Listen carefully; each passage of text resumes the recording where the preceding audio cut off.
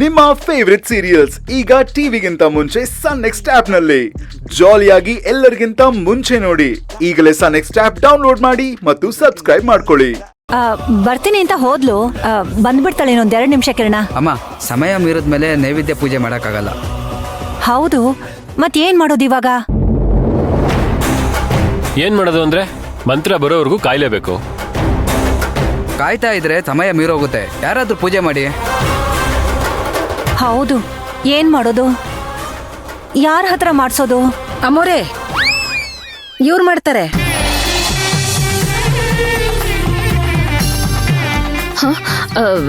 ರತ್ನಮ್ಮ, ನಾನ್ ಒಂಚೂರು ಸುಮ್ಮನೆ ಇರಮ್ಮ.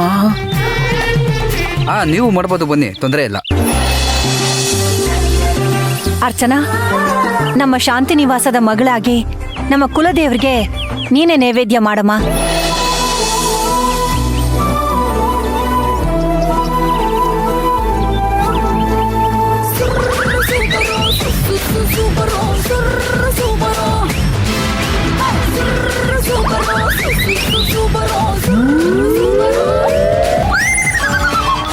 ಅರ್ಚನಾ ಅವ್ರೆ, ನಿಮ್ ಕೈಗುಣ ನಮ್ಮ ಮನೆಗೆ, ನಮ್ಮ ಆಫೀಸ್ಗೆ ಎಲ್ರಿಗೂ ಒಳ್ಳೇದ್ ಮಾಡ್ತಾನೆ ಬಂದಿದೆ. ನಿಮ್ ಮನ್ಸಲ್ಲಿ ಯಾವುದೇ ಹಿಂಜರಿಕೆನ ಇಟ್ಕೋಬೇಡಿ. ಶಾಂತಿ ನಿವಾಸಕ್ಕೆ ಒಳ್ಳೇದಾಗ್ಲಿ ಅಂತ ಕೇಳ್ಕೊಂಡು ನೈವೇದ್ಯ ಮಾಡಿ. ಕಂದ, ಇಲ್ಲಿ ನಡೀತಾ ಇರೋದೆಲ್ಲ ನೀನೇ ನೋಡ್ತಾ ಇದೆಯಲ್ಲ ಕಂದ. ಆ ಕುಟುಂಬದವರೆಲ್ಲ ಅಷ್ಟೊಂದು ಕೇಳ್ಕೊತಾ ಇದ್ದಾರೆ. ಮಾಡು ಬಾ ಕಂದ. ಅಣ್ಣ, ಆದ್ರೆ ನಮ್ಮನೆ ನೈವೇದ್ಯ ಅದು. ಅದನ್ನ ನಿಮ್ಮ ಅತ್ತಿಗೆ ನೋಡ್ಕೋತಾರೆ. ನೀನು ಹೋಗಮ್ಮ, ಟೈಮ್ ಆಗ್ತಿದೆ.